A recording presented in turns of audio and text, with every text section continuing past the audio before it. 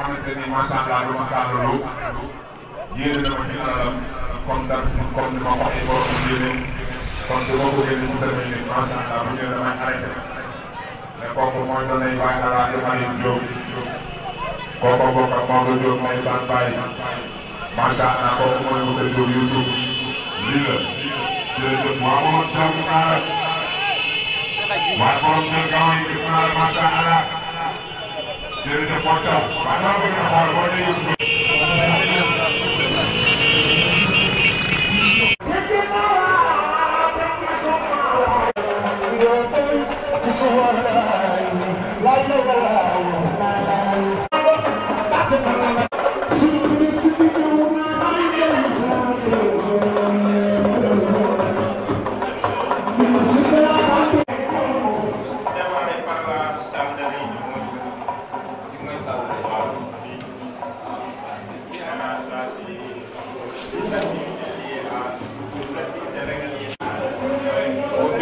de la carte d'égalité des chances, c'était à la mairie.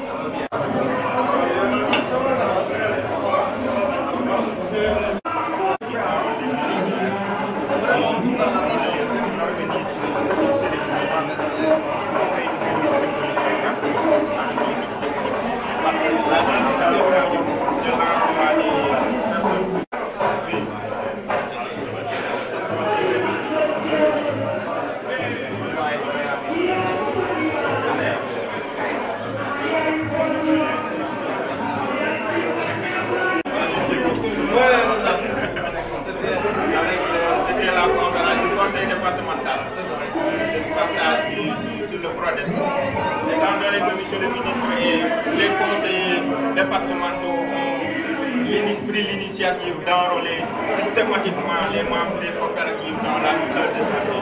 C'était une occasion de vraiment partager le modèle UDAM avec ces sociétés.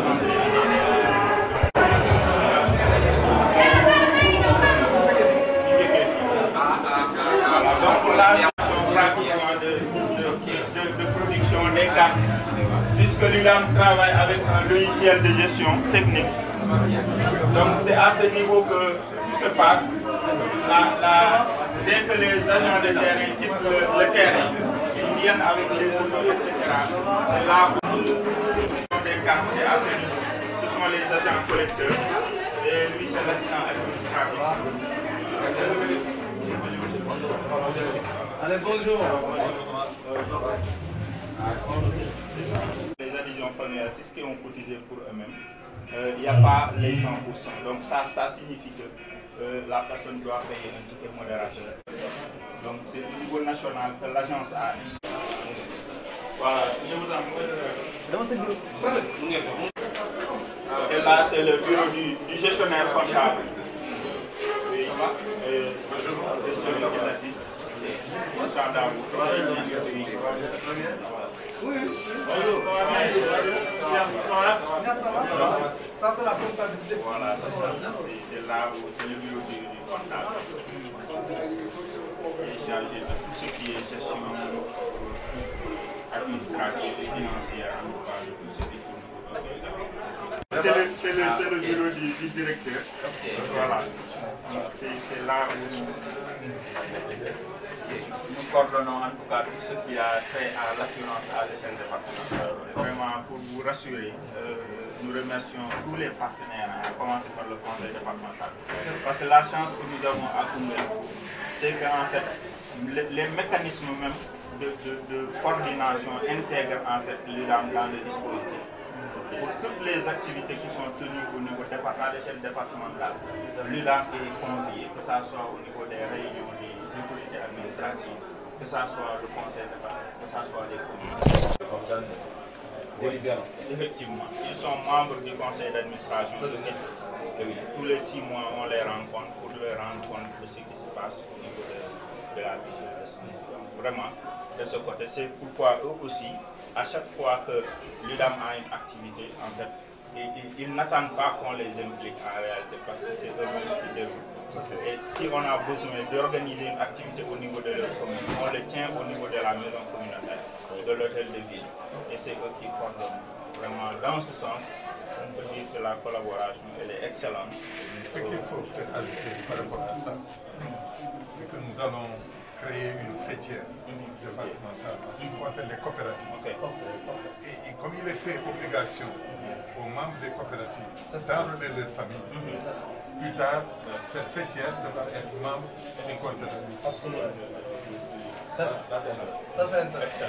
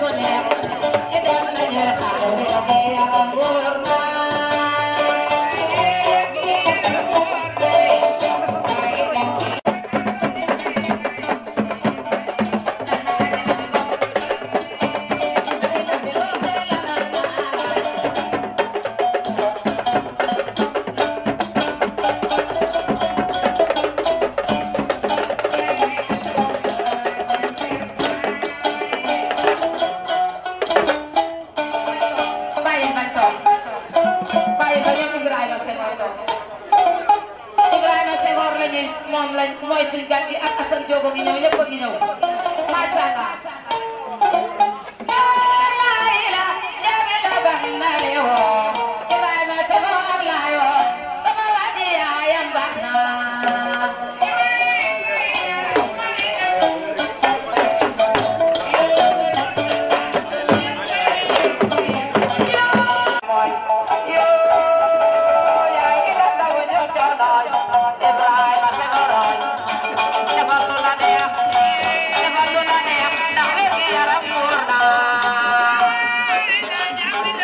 Thank you.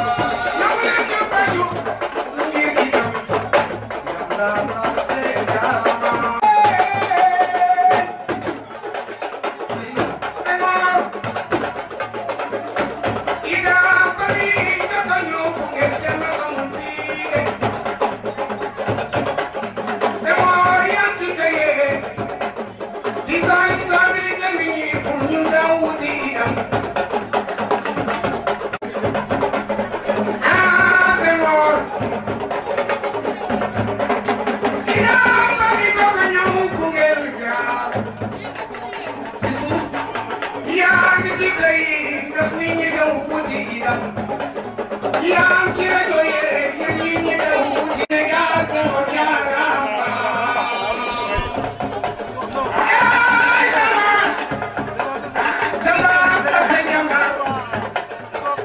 vraiment ñun ñëpp bëgg nañoo julli ci juma maa ngi jégalu ñëpp di sant ñëpp itam yàlla leen yàlla may ndam ci département bi ci doole Seydina Mohamed.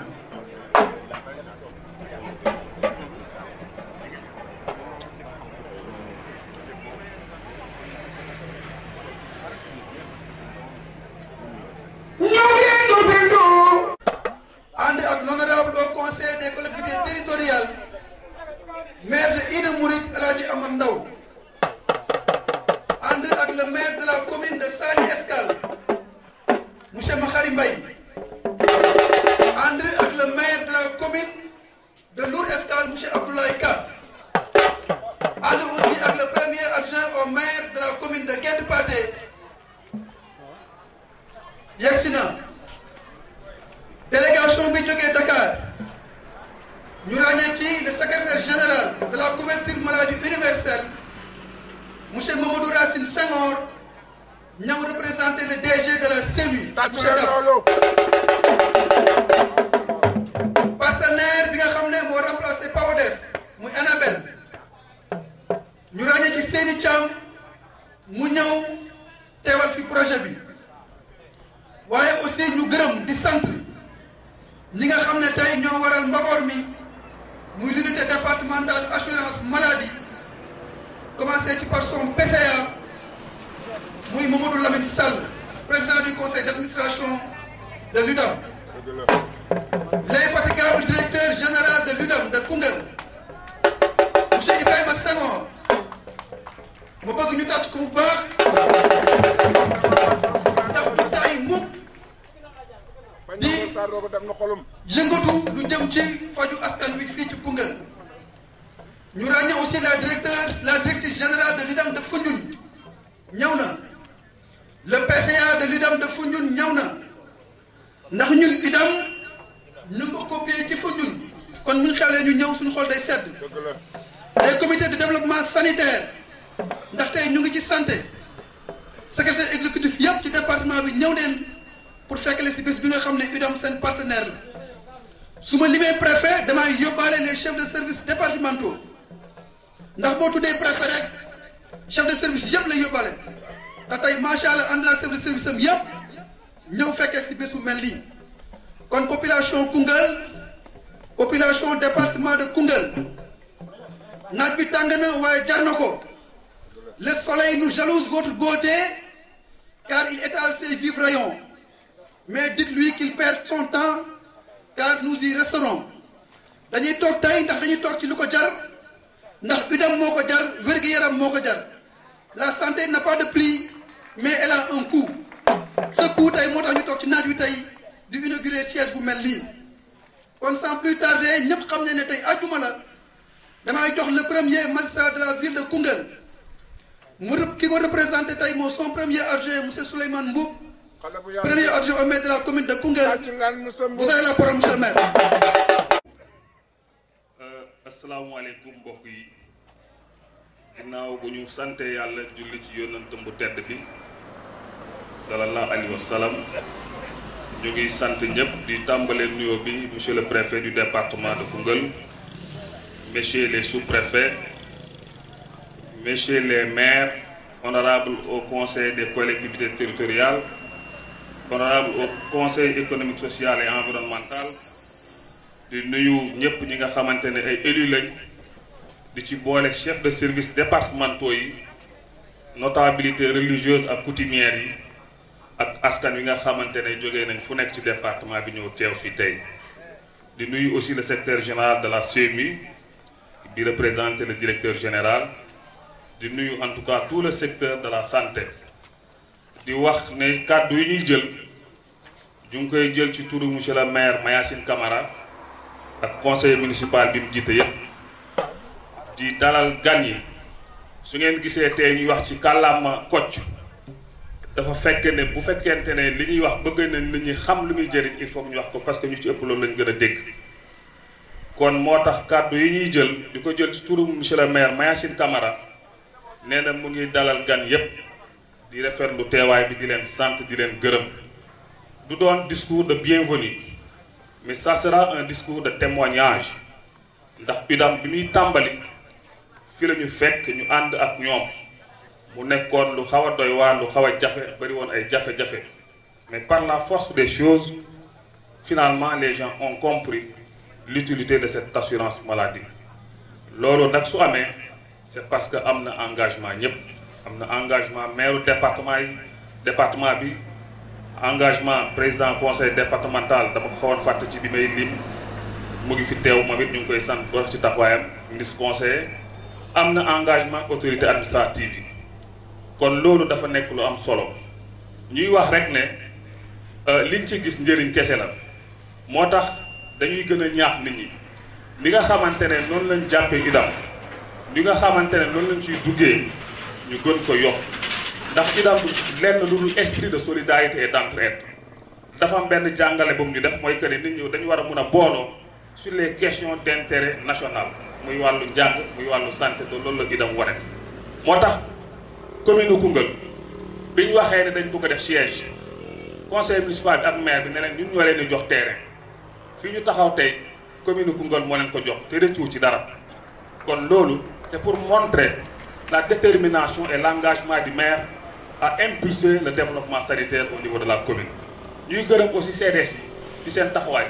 parce que UDAM tey moom santé district sanitaire dañu lëkkaloo ñaar lañ ñu mënta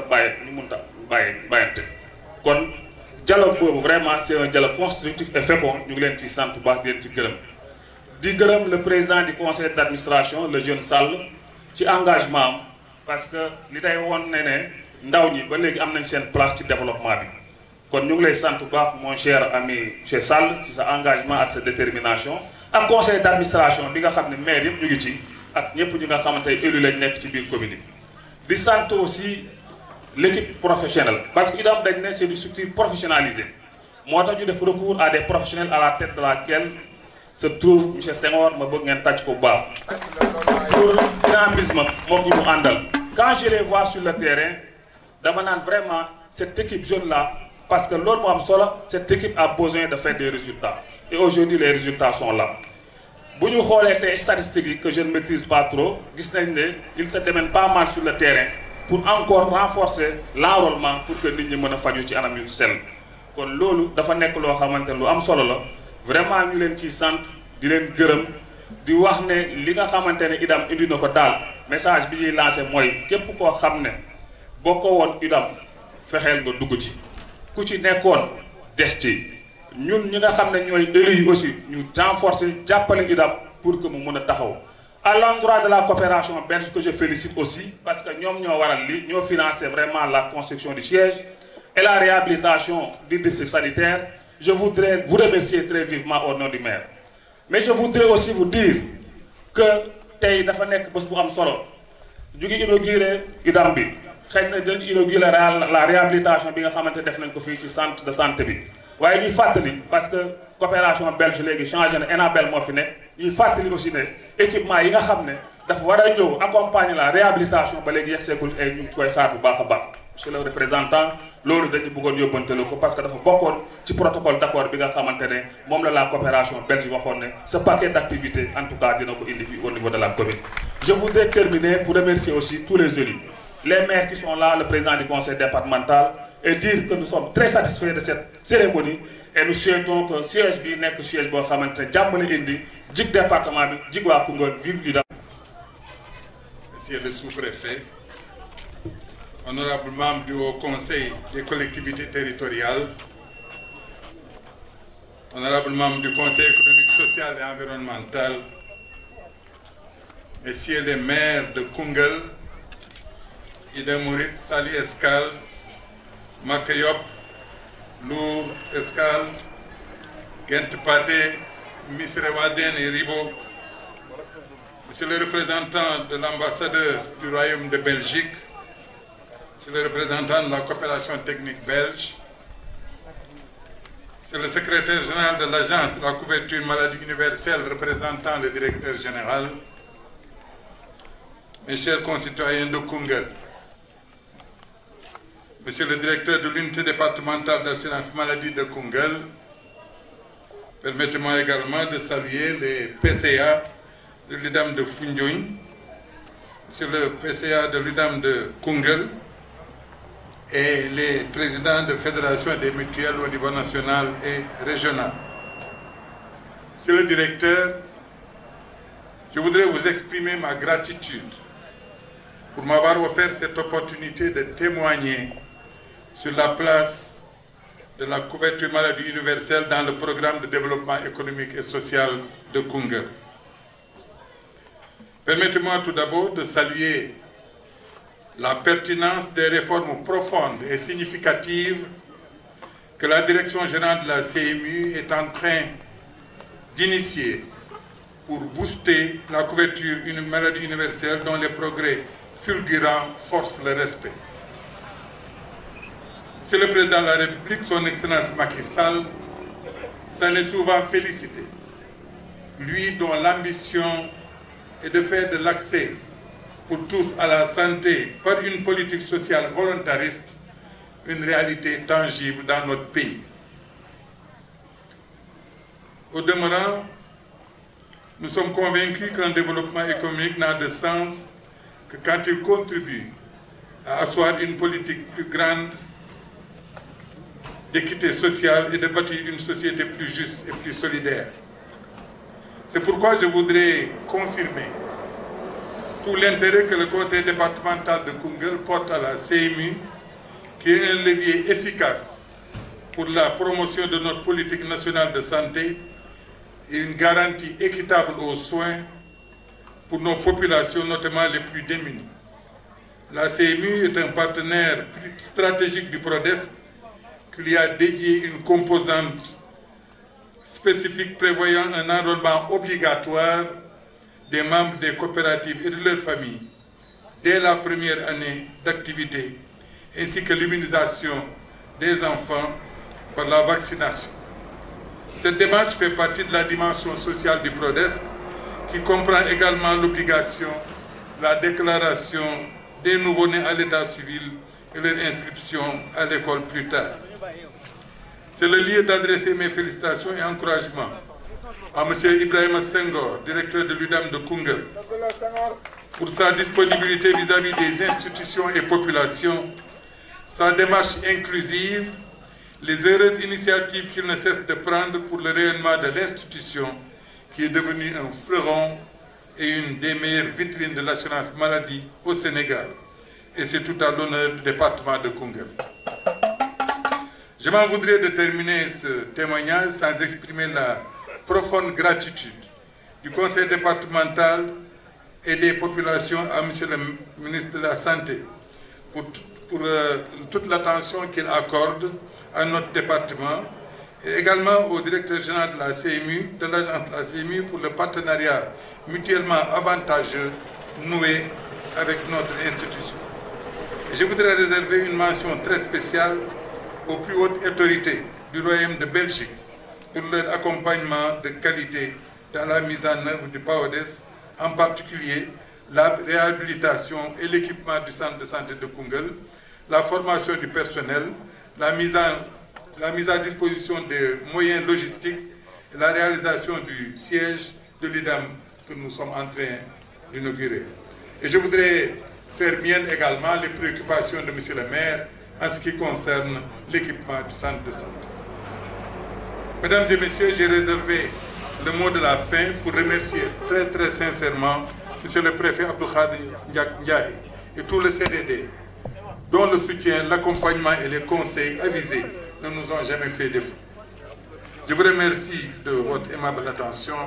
et souhaite plein succès à la couverture maladie universelle et à tous ceux qui y œuvrent. Bolomi, lii ma wax ndax ñi ñu ko séqal waaye mënuma tëj waxtaan wi te waxuma leen mbégte bi ma am ci teewaayu maire yi nga xam ni ñoom lañ bokkal liggéey bi te maire bu nekk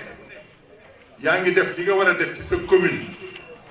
pour que couverture maladie universelle bi président de la république Macky Sall sos ndax yërmande maire bu nekk yaa ngi def li nga ci mën ak lu romb li nga mën sax ci sa commune moo tax may gërëm di sant maire yi Koungheul maire yi Ida Mouride maire yi Saly Escale maire yi Maka Yop maire yi Gant Pathé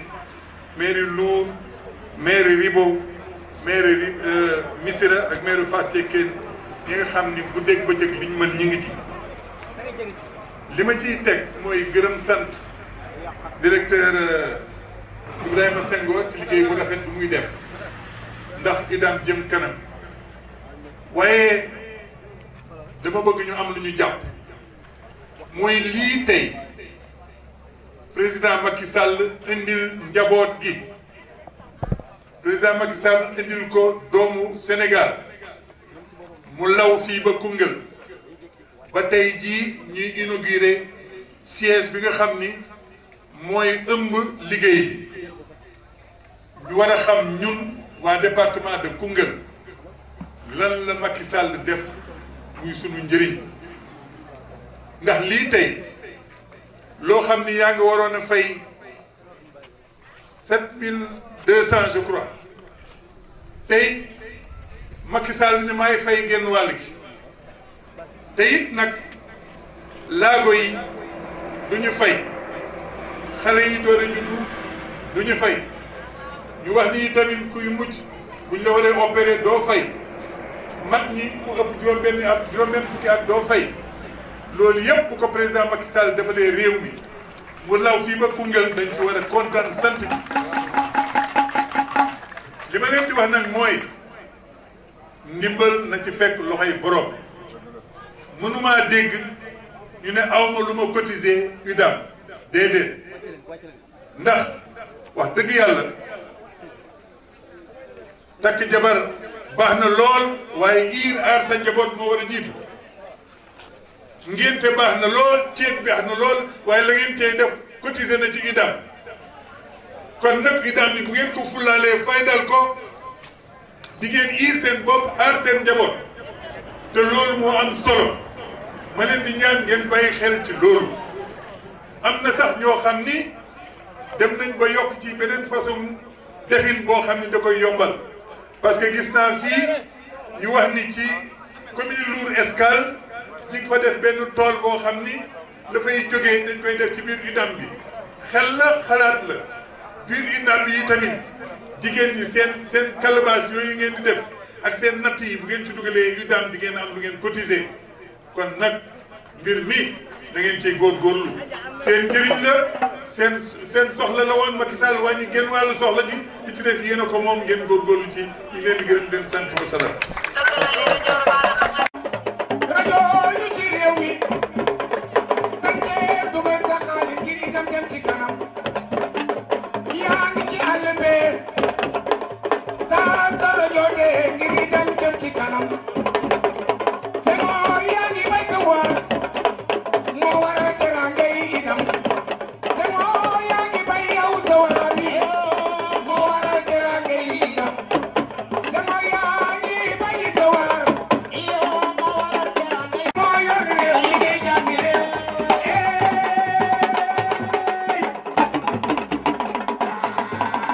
su ma sañoon ci suuf ale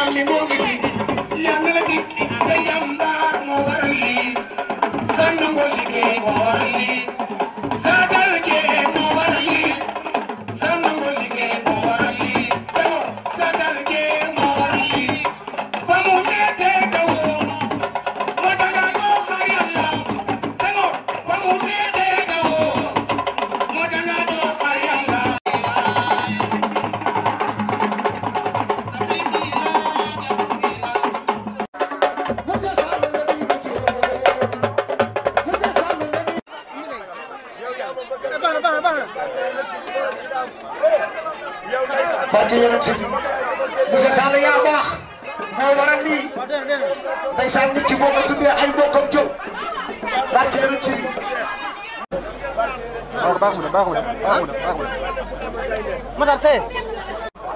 Monsieur le préfet du département de Koungheul, Monsieur les sous-préfets respectivement de l'arrondissement de Ida Mouride, Lour Escale et de Missirah Wadène, Monsieur le secrétaire général de l'Agence de la couverture maladie universelle ainsi que sa délégation, Monsieur les maires des communes de Salé Escale, de Lour Escale, de Ribo Escale, de Missirah Wadène, de Makayop, de Gent Pathé et de Koungheul et de Fass Cekkeen. Messieurs les chefs de service régionaux et départementaux, Messieurs les délégués de quartier, Messieurs les représentants des partenaires techniques et financiers, en particulier la CTB, je vous nomme Enabel, Monsieur le président de l'UNAMIS, Messieurs les membres du conseil d'administration, Messieurs les membres du comité de contrôle, les délégués des antennes des collectivités territoriales, Messieurs et Madame l'équipe technique et d'appui de l'IRAM, Messieurs les points focaux, chers invités à vos titres, grades, rangs et qualités. Permettez-moi tout d'abord de remercier tout un chacun d'avoir honoré de sa présence cette activité importante dans la vie de l'UDAM de Koungheul. Ainsi, à travers ma voix, les membres du conseil d'administration de l'équipe dynamique et mobilisée autour des objectifs de l'UDAM de Koungheul m'a chargé de vous remercier, de remercier les autorités administratives locales, le président du conseil départemental, les maires qui n'ont mélangé aucun effort pour accompagner l'UDAM en toutes circonstances, les chefs de village également, les chefs de quartier ainsi que les autorités religieuses et coutumières. Nos remerciements vont également à l'endroit de tous les partenaires techniques et financiers avec lesquels l'UDAM entretient une excellente collaboration, en particulier le projet PAODES et la volet demande et la volet offre, qui à travers ces deux volets a su non seulement démontrer qu'il s'agit de deux volets indissociables, mais seulement démontrer qu'il s'agit de également démontrer la voie pour logique d'action concernée, mais dans un système de santé unique et cohérent. Monsieur le secrétaire général de l'Agence de la couverture maladie universelle, veuillez transmettre tous nos sincères remerciements à la coopération technique belge Enabel pour avoir pensé à Koungheul et pour avoir bien pensé à Koungheul. Merci, merci et merci encore. Pour la qualité de l'intervention ainsi que pour le cœur avec lequel vous avez su conduire cette intervention dans une circonscription administrative aussi vaste que le département. Nos remerciements vont également à l'endroit de l'offre de soins représentée ici par la région médicale de Kaffrine et le district sanitaire de Koungheul à travers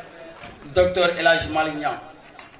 À vous aussi, nous disons merci pour la qualité de la collaboration dans un contexte assez particulier où l'UDAM se débattait entre une population qui ne disposait pas d'une culture de l'assurance maladie et un contexte où les mutuelles de santé de petite taille avaient contracté des dettes au niveau des structures sanitaires. Merci à vous aussi d'avoir cru à l'UDAM et à sa professionnalisation. Nous ne manquerons pas également de remercier vivement l'Agence de la couverture maladie universelle pour la qualité de la tutelle qu'elle exerce sur l'IDAM depuis sa mise en place. En effet, à travers son chef de service régional de Kaffrine, ici présent, en la personne de Dr Amadou Tidiane Thiam, nous vous présentons nos sincères condoléances pour le défunt directeur général, M. Cheikh Seydi Aboubakar Mbeng, que la terre lui soit légère, qui nous a fait l'honneur de venir à Koungheul à 2 reprises, malgré son agenda chargé pour le compte de l'IDAM. Ces remerciements sont également adressés à l'actuel DG de l'Agence de la couverture maladie, M. Bokar Mamoudou Daf, et toute son équipe technique. Durant tous nos mandats de 2014 à 2018, les activités déroulées par l'IDAM de Koungheul peuvent être appréciées à partir des 5 axes prioritaires suivants: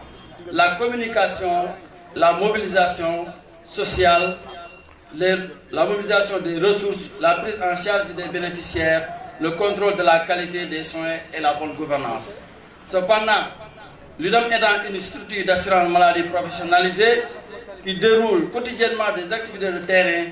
vous comprenez que je saurais énumérer de manière exhaustive l'ensemble des activités, mais juste quelques-unes d'entre elles. Tout d'abord, il me plaît de confirmer que le conseil d'administration de l'IDAM a été pleinement impliqué dans le processus de recrutement du personnel qualifié et dans l'ensemble des activités organisées par ou pour l'IDAM durant tout notre mandat. Dans le cadre de la communication et de la mobilisation sociale,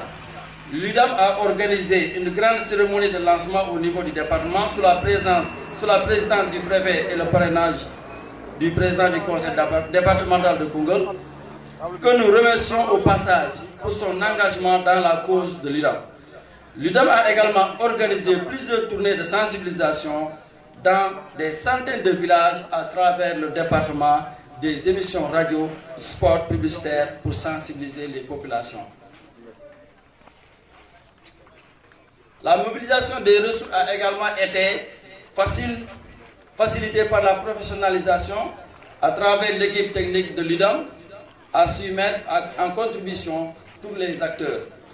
Monsieur le directeur de l'Agence de la couverture universelle, ou son représentant, le secrétaire général, M. Mamadou Racine Senghor, l'IDAM, monsieur les autorités administratives et locales, vous me permettez de demander aux délégués d'antenne et de collectivités territoriales et points focaux de se lever. ngeen may ma tuuti rek ma dagg foofu li ma bëgg a wax rek mooy dafa am ñoo xam ne ñoo ñu nekkal ci dëkk yi ñu leen di wax les délégués wala les points focaux. Dama bëggoon rek képp koo xam ne bokk nga ci délégué antenne yi wala bokk nga ci points focaux yi nga jóg taxaw ñu xàmme leen bu baax a baax, ñu may leen loxo bu baax a baax. Donc maa ngi leen di ñaan ngeen nekk ngeen jóg taxaw. Donc ñii ñoo ñi nga xam ne ñoo ñu nekkal ci dëkk yi di ñu defal sensibilisation guddi ak bëccëg. Donc ñu ngi leen di gërëm bu baax a baax di leen sant. En ce qui concerne la prise en charge des bénéficiaires de l'IDAM, elle a été encadrée par la signature d'une convention cadre entre l'IDAM et le district sanitaire de Koungheul et des conventions spécifiques entre l'IDAM et toutes les structures sanitaires du département. Le contrôle de la qualité des soins a également connu une nette amélioration dans la mesure où l'IDAM de Koungheul s'appuie sur une personne ressource native de Koungheul pour le suivi de la prise en charge des bénéficiaires de l'IDAM. Dans le domaine de la gouvernance, l'équipe technique de l'IDAM de Koungheul a bénéficié de plusieurs formations relatives aux procédures de passation des marchés, au genre, au suivi des indicateurs de performance. L'IDAM de Koungheul a également suivi des audits de la part de la Cour des comptes belge dans le cadre du suivi du cofinancement de la cotisation des membres, des missions trimestrielles de suivi des cofinancements organisées par l'équipe de finances service régional de Kaffrine. En termes de performance, l'IDAM de Koungheul a enregistré un bond qualitatif et quantitatif de plus de 80 000 bénéficiaires de 2014 à 2018, d'un total de plus de 200 millions de francs CFA de prestations remboursées aux structures sanitaires du département entre 2014 et 2018. En définitive, nous nous réjouissons du contexte très favorable qui a permis à l'UDAM de relever de nombreux défis liés à la professionnalisation de l'assurance maladie. À mon nom et au nom de tous les membres des instances de l'UDAM de Koungheul, nous nous remercions pour la qualité de la collaboration et l'engagement que vous avez tous manifesté à l'UDAM et à la meilleure manière que ce soit. À Dr Fabien Ladrière et à nos chers assistants techniques nationaux du projet PAODES, Enabel, nous vous adressons nos sincères remerciements pour la qualité de l'accompagnement technique. À l'occasion de cette cérémonie d'inauguration du siège de l'UDAM de Koungheul, nous nous engageons à prendre bien soin de ce joyeux qui, sans aucun doute, contribuera à renforcer la confiance des populations vis-à-vis de la mutuelle de santé départementale. Je vous remercie de votre aimable attention. Bu mel ni Lour Escale bu mel ni Missirah Wadène di nuyu également chef religieux yi nga xam ne ñëw nañ fi yëpp ak délégation yi nga xam ne ñëw nañ fi li ñu bëggoon wax rek mooy tey dañu am mbégte waaye mbégte bi nag ñun ñëpp ñoo ko partagé mooy conseil d'administration UDAM bu Koungheul tey moo am mbégte ak képp koo xam ne rek dugal nga sa loxo ci lii. ci loolu mënuñu ñàkk a gërëm ndaxte olof ñaay mooy wax ne feccam liir bu neexee ndey jaa fa jege jàpp ca mbagg ya kon lii yëpp bu ñu ko amee tey mën nañoo wax ne mairie Koungheul participe na si parce que moo ñu jox terrain bi ñu ngi ko ciy remercier bu baax a baax a baax. wante leneen li mooy ñi nga xam ne ñoo jël seen xaalis seen koppor seen man-man tabaxal ñu bâtiment bi nga xam ne tey bu ñu ko doon évaluer 32 millions yi ëpp na ko 66 millions. yaakaar naa ne ak équipement bi fi ne loolu kuñ ko defal ku ne nga bàyyi ko sàgganee ko mu nax saay bu ëllëgee say ndaw dañ la ko laaj kon ñun ñi nga xam ne ñun lañ dégg lii yaakaar naa ne te sas la pour ñu toppatoo ko bu baax pour avenir bi nga xam ne bu ëllëgee bu ñeneen ñëwee danañ wax ne ah ñii bañ leen dénkee lii defoon nañ fi lu rafet donc maa ngi ñaan ñëpp ñi nga ñëw xam ne ñëw nañ fi naaj bi tàng na wante nañu resté buñ paree restauration bi yëpp mi ngi fi dina leen fi fekk di remercier également bu baax. Monsieur le Président du Conseil départemental, Monsieur le Secrétaire général de l'Agence de la couverture maladie universelle, Monsieur les représentants des partenaires, Monsieur le Président de l'Union régionale des mutuelles de santé de Koungheul, Monsieur le PCA de l'unité départementale assurance maladie, camarades mutualistes, population de Koungheul. Samedi dernier, dans le cadre des 72 heures de la CMU, nous fêtions la journée de la mutualité. Cette rencontre que nous avions considérée comme un moment de gloire en raison du bilan élogieux des mutuelles de santé se prolonge aujourd'hui à Koungheul avec l'inauguration de ce magnifique siège de l'unité d'assurance maladie. Monsieur le secrétaire général, après Foundiougne, Koungheul vient de confirmer que la mutualité a pris son envol. Koungheul vient de confirmer que le président de la République ne s'était pas trompé en misant sur les mutuelles de santé communautaires pour en faire l'axe principal de la couverture maladie universelle. C'est avec fierté que nous constatons les résultats éloquents. Taux de pénétration, taux de recouvrement, professionnalisation, qualité des prestations, viabilité financière. Je ne reviens pas sur les chiffres que le président Sall vient tout juste de numérer. C'est encore avec fierté, au nom des mutualistes de Koungheul, à leur tête, le président de l'Union régionale, Mbar Faye, ici présent, Mamadou Sall, le PCA de l'UDAM, que nous félicitons le directeur de l'UDAM, Ibrahima Senghor, et son équipe pour la qualité du travail accompli. Monsieur le secrétaire général, monsieur le préfet, monsieur le président du conseil départemental, c'est maintenant avec confiance que nous regardons l'avenir, en sachant que la clairvoyance, le pragmatisme qui tendent les réformes en vue des défis qui ont toujours plombé les mutuelles de santé vont enfin être surmontés. Camarades mutualistes, là je m'adresse aux camarades mutualistes. Sans remise en cause, il n'y a pas de progrès. Comprenons donc que la mutualité est la loi du grand nombre. Koungheul et Foundiougne viennent d'en donner la plus brillante illustration. Comprenons que la crédibilité ne se décrète pas. Elle est le résultat de l'amélioration de l'environnement de nos mutuelles. Donc, plus de professionnalisme, plus de rigueur dans la gestion, plus d'attractivité dans les services offerts. Plus d'attractivité dans les services offerts appelle un partenariat soutenu avec les prestataires de soins que nous saluons avec beaucoup de considération et à qui nous lançons un appel pour moins de rupture de médicaments, meilleur accueil de nos bénéficiaires et meilleurs soins. Nous saluons également des partenaires techniques et financiers dont la confiance en notre pays nous vaut ce magnifique bijou. Monsieur le secrétaire général, camarades mutualistes, le compagnonnage est déjà gagnant. Soudés, nous allons contribuer à l'émergence de notre nation en fournissant à nos populations des soins de qualité et à moindre coût. C'est pourquoi, ensemble,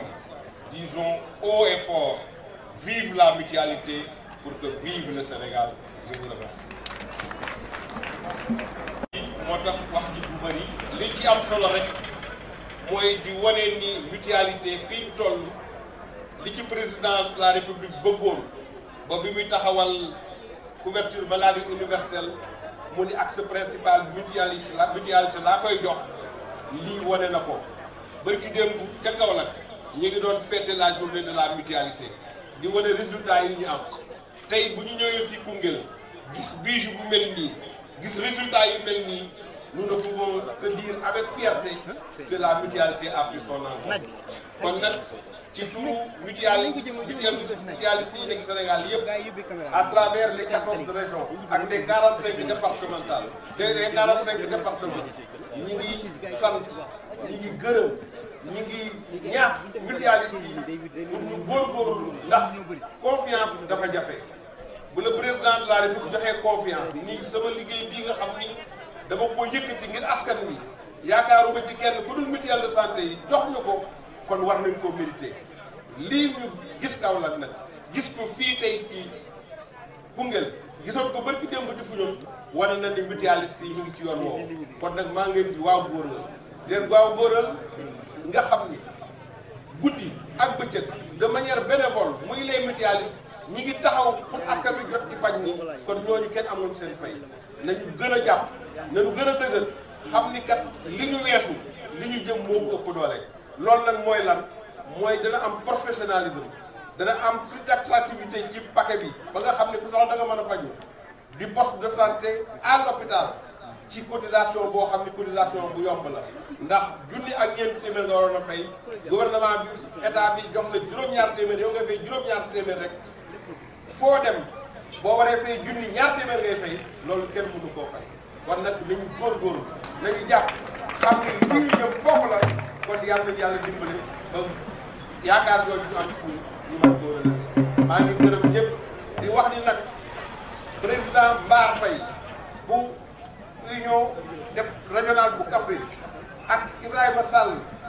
ba nangu naa déglu Ibrahima Sall nangu naa jël ay initiative moo tax tey ñu am résultat yi kon nag ci seen tur mutualiste yëpp ñuy gërëm Ibrahima Senghor di wax président de la République confiance boobu mu am ci yow ci ñun danañu ko wax ba mat sëkk kenn du ko yàq kenn du ko tilimal kenn du ko xajamal danañ fexe ba bilan bis bu yëkkatee ñëpp xam ni couverture maladie universelle ça a été une initiative de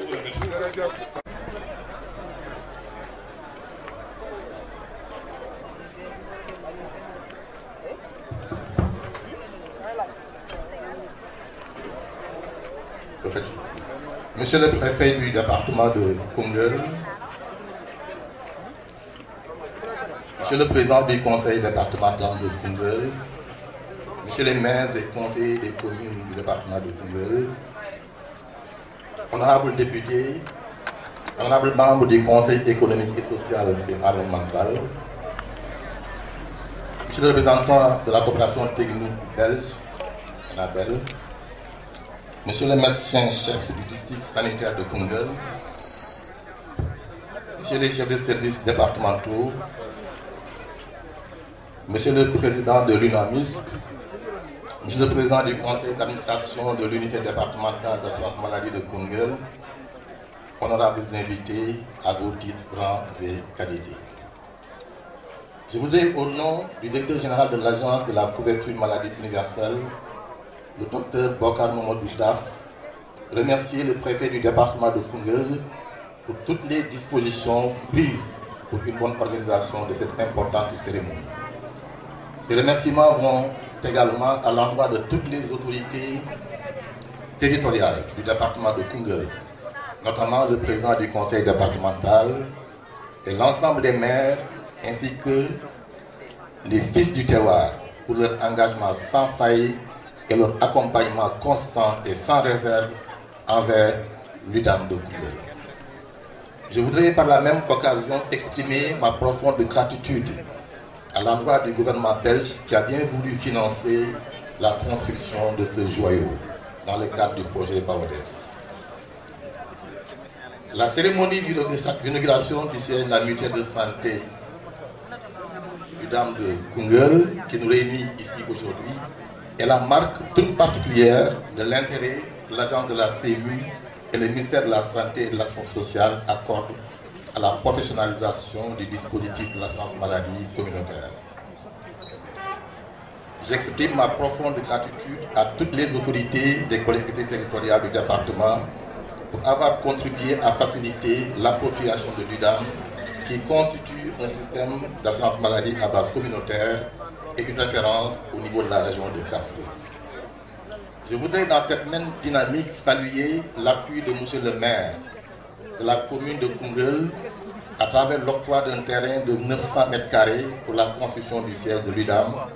ainsi que les autres maires et responsables locaux qui ont bien voulu accompagner leur antenne de collectivités territoriales respectives à travers des enrôlements de groupes vulnérables. À ces belles initiatives s'ajoute le développement de l'adhésion villageoise à travers des expériences de champs collectifs. Je me réjouis également de la bonne collaboration qui existe entre les prestataires de soins et la mutuelle de santé départementale à travers ce modèle de couplage entre l'offre et la demande de soins au grand bénéfice des populations. Je remercie par la même occasion l'ensemble des partenaires techniques et financiers qui accompagnent le ministère de la Santé et de l'Action sociale. Enfin, je témoigne toute ma reconnaissance aux populations du département de Koungheul qui ont cru, soutenu et accompagné l'UDAM dans son exercice perpétuel de consolidation de son taux de pénétration qui se situe actuellement à 42% et son taux de couverture à 71%. Mesdames et messieurs, Koungheul est l'un des départements où s'illustre cette articulation entre la CMU et le programme de développement économique et social, ce qui est en parfaite phase avec nos orientations en matière de développement de stratégies d'adhésion systématique aux organisations mutualistes. En effet, ce mécanisme de financement prévu dans le cadre de ce programme permettra de mettre en œuvre des stratégies de couplage, microfinance, microassurance santé, à travers l'octroi de prêts aux coopératives assujetties à une cotisation, à une adhésion à l'UDAM. Cette belle initiative constitue ainsi un modèle de mise en cohérence des axes stratégiques 1 et 2 du plan Sénégal émergent. Je demeure convaincu que la multiplication de ce genre d'initiatives avec d'autres organisations, institutions et projets contribuera considérablement à booster le taux de pénétration des mutuelles de santé et à faciliter le recouvrement des cotisations et par conséquent à renforcer les performances de l'Agence de la couverture maladie. À ce titre, permettez-moi de terminer mon propos en remerciant encore à sa juste valeur la coopération technique belge Enabel pour la construction du siège de l'UDAM, du poste de santé de Gante-Paté et la réhabilitation du centre de santé. J'insiste sur l'impératif pour les populations du département de préserver ce précieux joyau fédérateur qui contribuera forcément à renforcer la confiance des populations vis-à-vis de la mutuelle de santé. En espérant que ces appels seront entendus et qu'ensemble, nous allons relever le défi de la couverture des risques maladies des populations, je renouvelle encore une fois l'engagement de l'agence de la CMU à poursuivre cette collaboration avec tous les acteurs du système. Tout ceci dans la perspective de faire la santé pour tous une réalité au Sénégal. Je vous remercie pour votre attention. di gërëm coopération technique belge ci turu directeur général Bokar Mamadou Daaf di leen gërëm di leen sant pour li ñu defal fii ci Koungheul di gërëm aussi di féliciter waa UDAM bu Koungheul pour seen liggéey rafet na je crois que président kii wax na ko sant mais surtout aussi di gërëm ci turu Bokar Mamadou Daaf autorité yi nga xam ne ñu nekk ci Koungheul maire bi ak autorité territoriale yi gis nañ ni ñu taxawoo CMU et ñun loolu lañ soxla dañu bëgg CMU population yi jàppal ko seen bopp d'accord loolu mooy yéene mooy bëgg-bëggu waa agence CMU et di feddali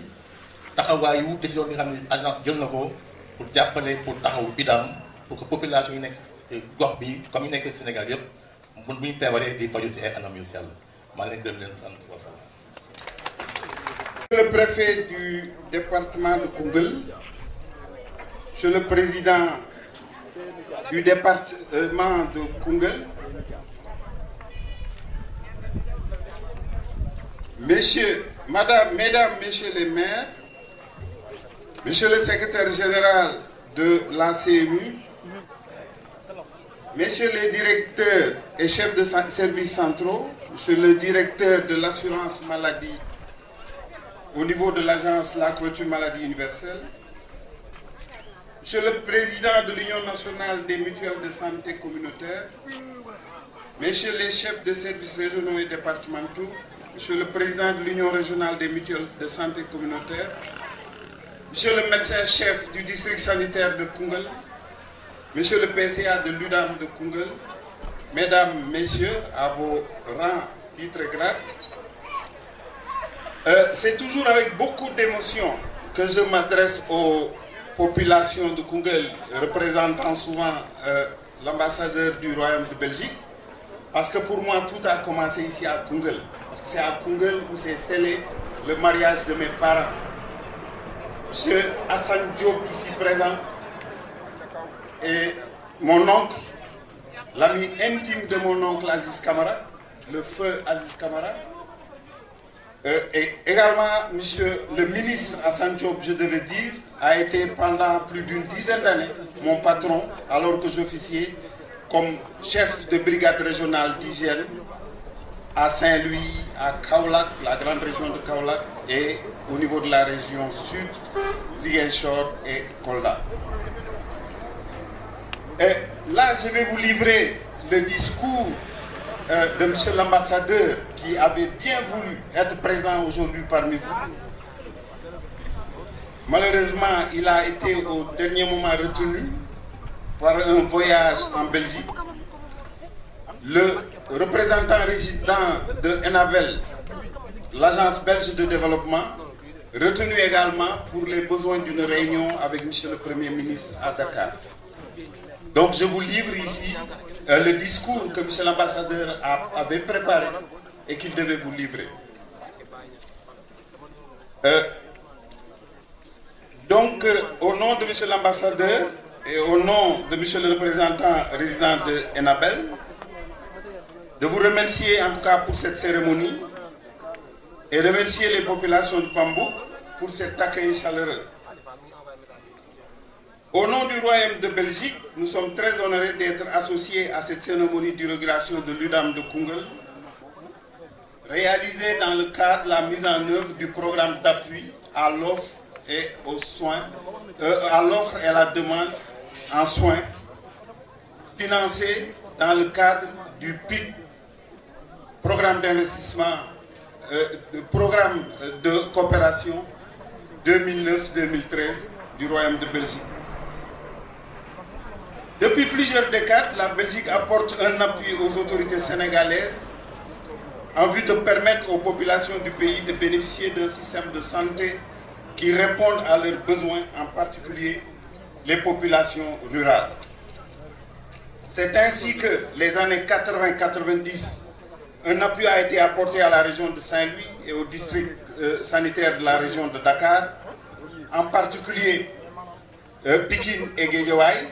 en atteste le nom donné à l'hôpital Roi-Baudouin de Guédiawaye. Depuis les années 2000, l'appui belge a évolué vers les régions centres, Diourbel, Thiès et le bassin arachidier, à savoir Kaolack, Fatick et Kaffrine. Et ce programme indicatif, clôturé en 2018, était d'un montant de 21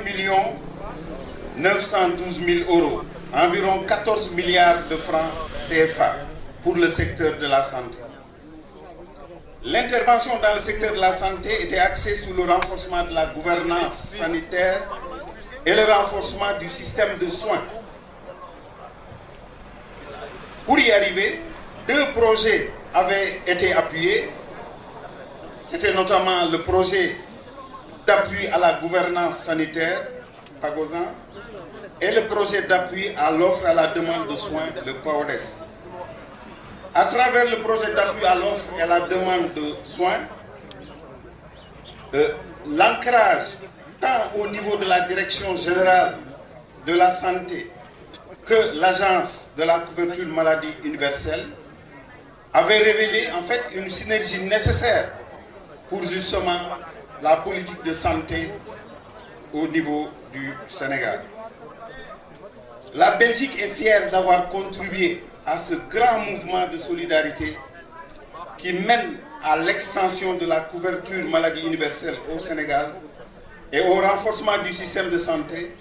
concourant l'un et l'autre à permettre cet accès équitable aux services de santé et dans le même temps de permettre aux structures sanitaires d'offrir des soins de qualité. On peut citer à l'actif de ce programme de santé belgo-sénégalais la formation en santé publique de plusieurs médecins à l'ISET. Diverses infrastructures au niveau décentralisé ont été construites ou réhabilitées et des équipements fournis dans le cadre du PAODES. Particulièrement dans la région de Kaffrine, un nouveau poste de santé a été construit en Gentupaté, construit et équipé. Le pavillon de chirurgie de l'hôpital régional de Kaffrine a été construit. La région médicale de Kaffrine également et le siège de l'UDAM que nous avons l'honneur d'inaugurer ce matin. Le centre de santé de Koungheul a été réhabilité et agrandi. Le coût global de ces investissements au niveau de la région de Kaffrine s'élève à environ 1,3 milliard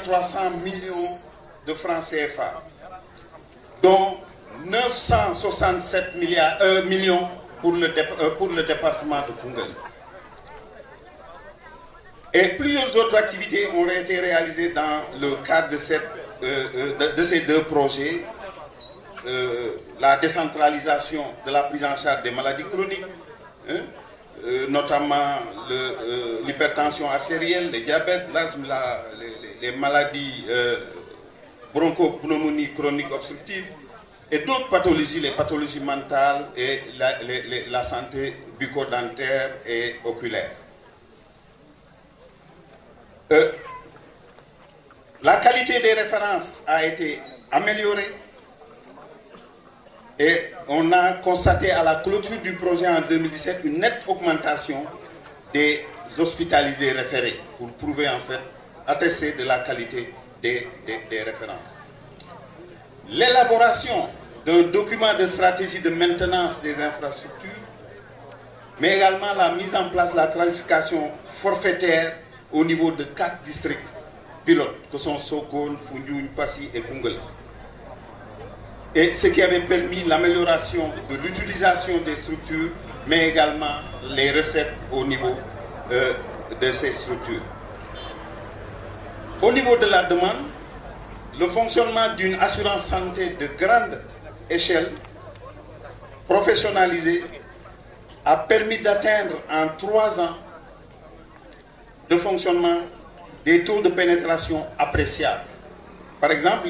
l'UDAM de Koungheul a atteint, comme l'a dit tout à l'heure Monsieur le secrétaire général de l'Agence de la couverture maladie universelle, un taux de couverture de 71%, compte tenu donc de l'effort considérable de Monsieur le Président de la République pour la prise en charge gratuite des enfants 0,5 ans, de la césarienne et également les bourses de sécurité familiale, et un taux de pénétration de 42%. Nous saluons le travail réalisé par tous les acteurs qui ont concouru à la mise en œuvre de ce projet au niveau central ainsi qu'au niveau périphérique. En particulier, les prestataires de soins travaillant dans les districts sanitaires et ceux œuvrant à la mise en place des mutuelles à grande échelle au niveau du département. Dans cet effort de toutes et de tous, il est nécessaire d'honorer l'engagement et l'effort des maires, du conseil départemental pour améliorer l'état de santé des populations en permettant en particulier l'accessibilité de tous leurs citoyens, leurs concitoyens, en particulier les plus démunis, aux services de santé. Nous saluons enfin l'effort de l'État sénégalais qui finance à la hauteur de 50% la cotisation de chaque Sénégalais qui s'affilie à l'assurance et qui prend en charge la totalité de la cotisation des populations les plus vulnérables et les frais de soins des enfants de moins de 5 ans, les césariennes, les personnes âgées, la dialyse et les bénéficiaires de la carte d'égalité des chances. Nous remercions toute l'équipe du PAODES sans qui ce projet n'aurait pu atteindre les résultats reconnus, très satisfaisants. Et pour ces remerciements, nous allons citer des personnes présentes aujourd'hui ici. C'est M. Serine Diouf, qui est le directeur de l'assurance maladie, qui, par la même occasion, était également le responsable délégué donc pour la mise en œuvre quotidienne de cet important programme. M. Balla Cham, qui était le RAF de ce projet, Abdou, le chauffeur, qui était aussi chauffeur au niveau de ce projet. Monsieur le préfet, monsieur le secrétaire général, monsieur le président du département, je ne saurais terminer sans quand même recommander de faire valider politiquement la stratégie de maintenance des infrastructures et d'assurer une maintenance appropriée des équipements. Vive le Sénégal, vive le partenariat entre le Royaume de Belgique et la République du Sénégal. mbokk yi ngeen baal ñu tuuti. daanaka bu ma ne mën naa wax ne fii laa cosaanoo ndax sama wéyjur yi fii la ñu tasee ba ànd sama ay maam ñi ngi leen suul ci armeel yi samay nijaay ngi ci dëkk bi Assane Diop mii fi toog sama kilifa la woon sama nijaay la nekkoon sama xaritu nijaay benn bakkan muy Aziz Camara. Et li ma fi wax itam ambassadeur moo fas yéene woon ñëw bind discours am pour wax ko fi mais am lu ko tënk ba mënul ñëw moom ak kii nga xam ne tey moo fi toogal coopération belge. Comme ni ngeen ko waxee coopération belge dafa changé tur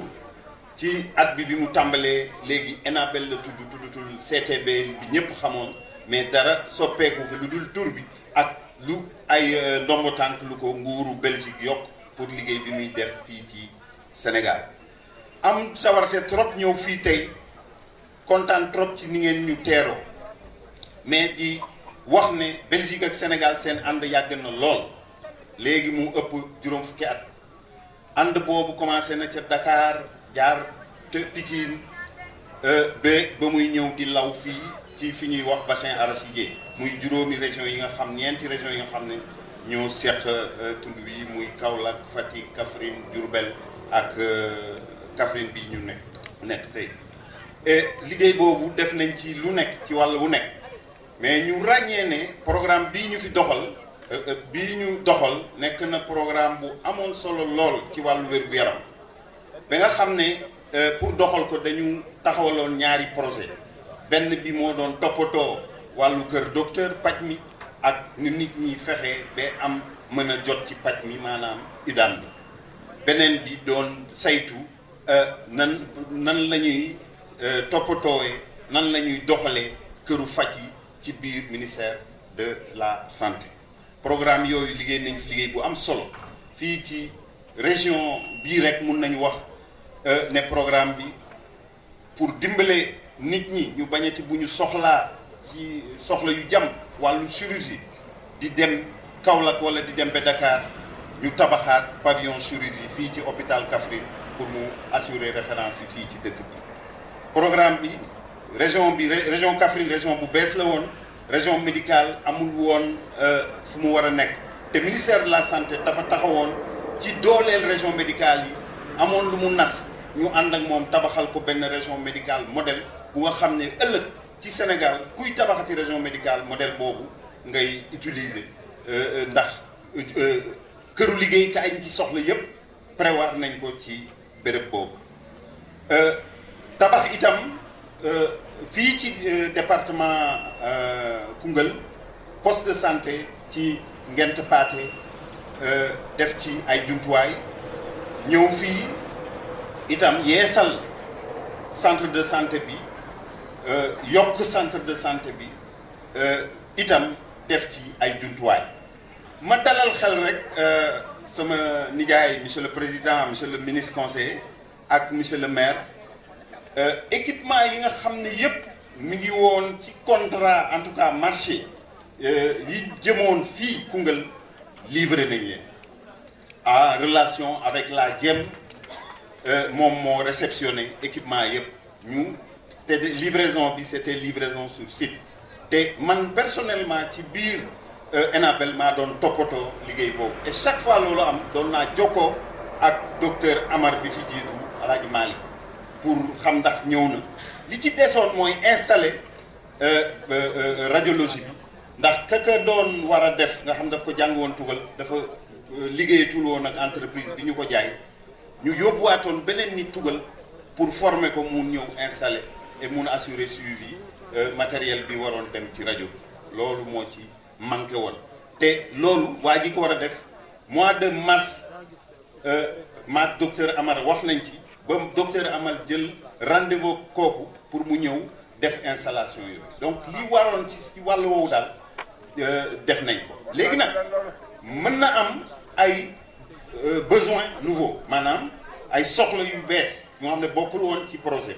loolu fii ñu toll ñu ngi liggéey ci programme bii di ñëw te tund wi muy région de Kaffrine région de Kaolack ak région de Fatick ñooy fi ñu jàpp ne liggéey boobu war nañ ko liggéey war nañ ci liggéeyaat ci wàllu kër docteur ci loolu besoin yooyu mën nañ ko xoolaat ci digg ci boobu lañ ca mën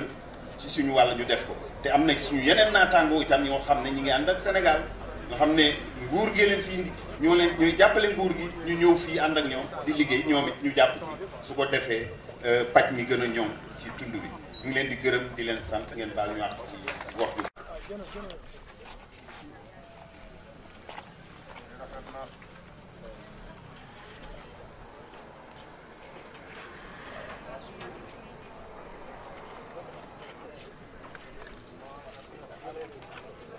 merci beaucoup waxtu wi moo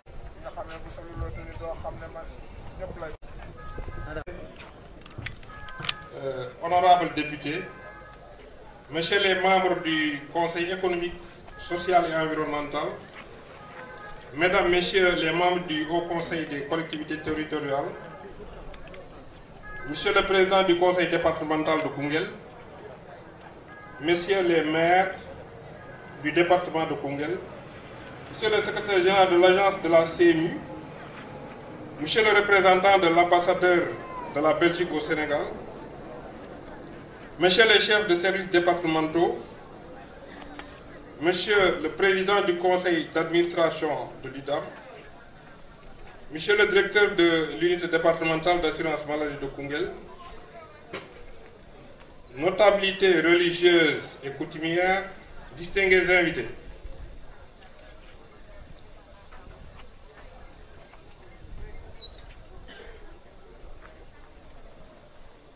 Comme vous le savez, le président de la République a lancé en septembre 2013 le programme national de couverture maladie universelle, qui est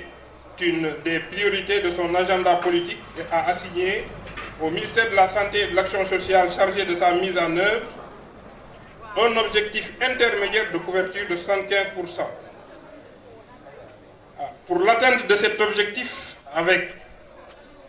à terme la couverture universelle de la population, le ministère chargé de la Santé a adopté une stratégie centrée essentiellement, d'une part, sur le développement d'initiatives de gratuité des soins et de santé en faveur des groupes vulnérables,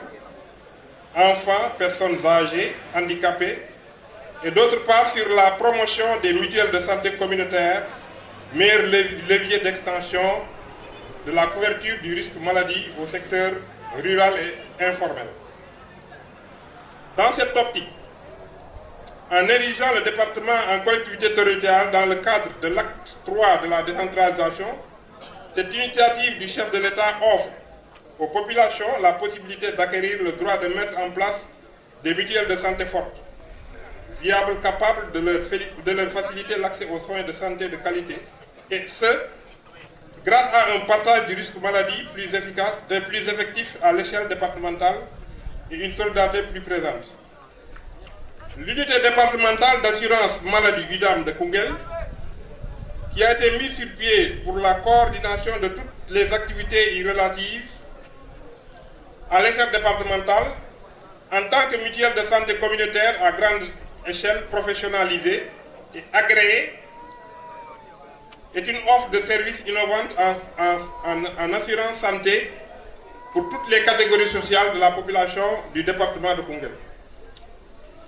Cette expérience, appuyée par le projet d'appui à l'offre et à la demande des soins, PAODES,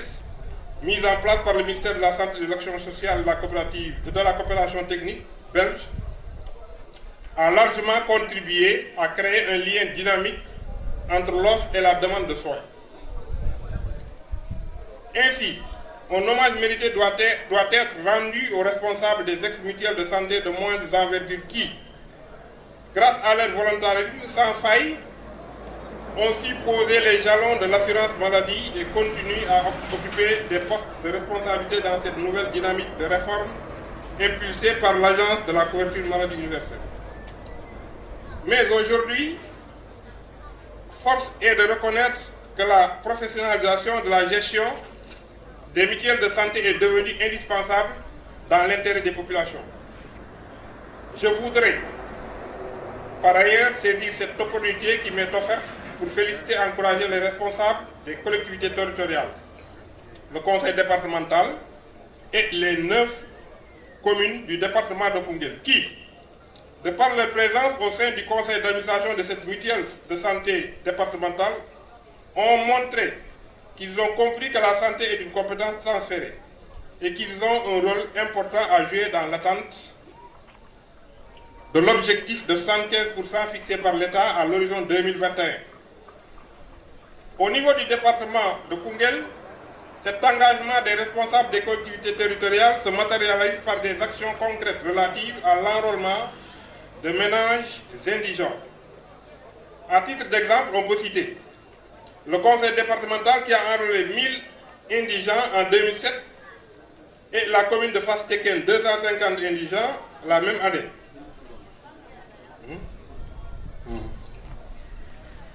La commune de Koungheul qui a octroyé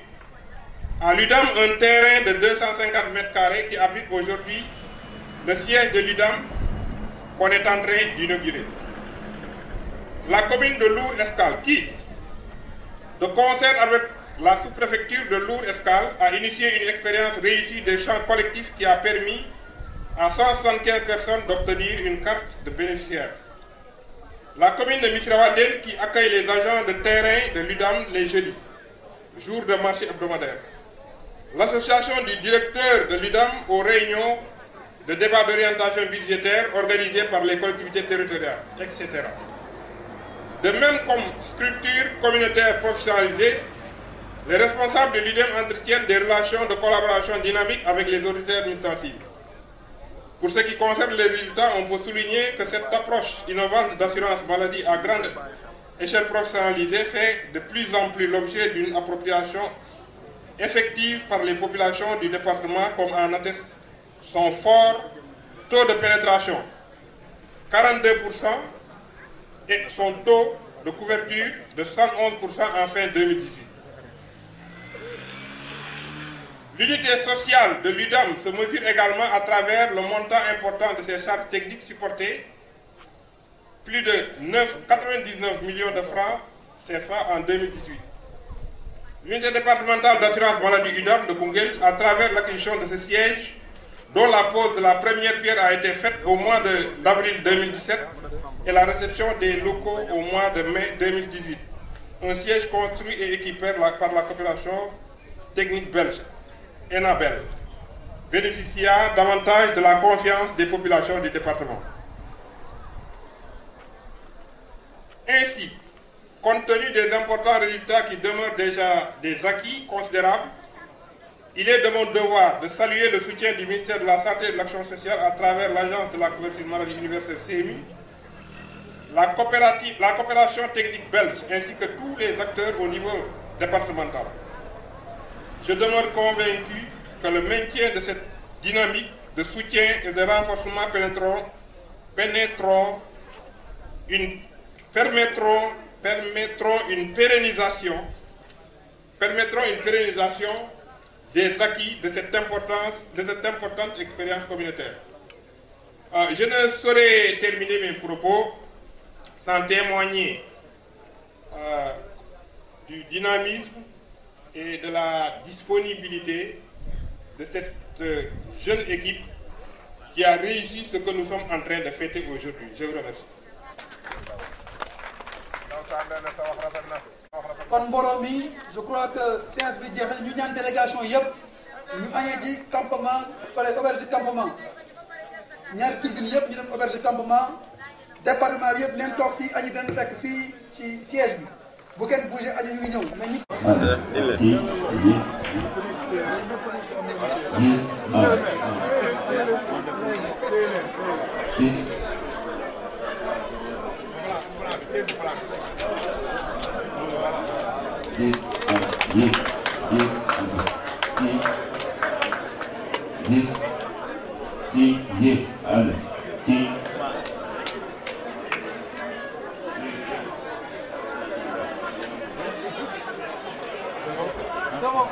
Félicitations, merci beaucoup, président. Voilà, merci. Non, félicitations à vous.